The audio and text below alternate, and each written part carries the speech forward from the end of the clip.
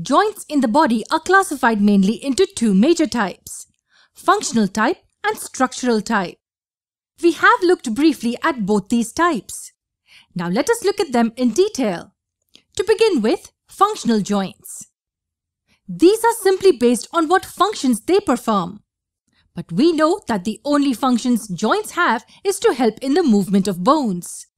So which functions are we talking about? To understand this, let us again look at the concept of joints first. We have these two bones besides each other. How can they be joined to each other? The two ends are held together by some kind of cementing material. This gives rise to a structure which involves the ends of the bones and the cementing material. This structure is the joint which we are referring to. Joints make the attachment of bones possible. And this in turn brings about their movements. Getting back to the functional joints, these are categorized on the basis of how much movement is allowed. Let me explain. Joints means the areas that will help in movement of bones. But do all the parts of our body move the same? I mean, do all the joints move the bones to the same extent and in the same orientation? No, they do not. A few parts can be moved completely. Some can be moved in a restricted or a limited manner. And then there are some joints in the body which cannot move at all. Based on these parameters, the functional joints are classified in three subtypes.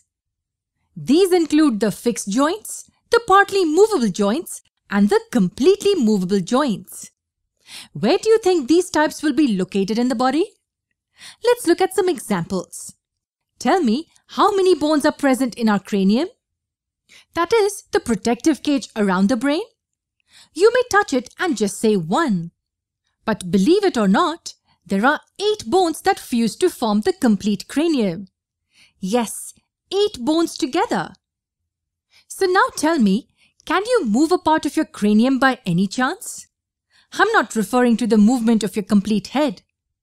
I'm just asking you for the movement of this single part. It's not possible. Yes, movement of such structures is not possible. The fusion of bones is so firm that it is not possible to move the parts that make up the structure. This is a simple but a beautiful example of fixed joints. The joints that cannot move, and thus the bony structure is also unable to move. Next in the list are the ones that can partly move. Now, which parts of our body move in a limited amount?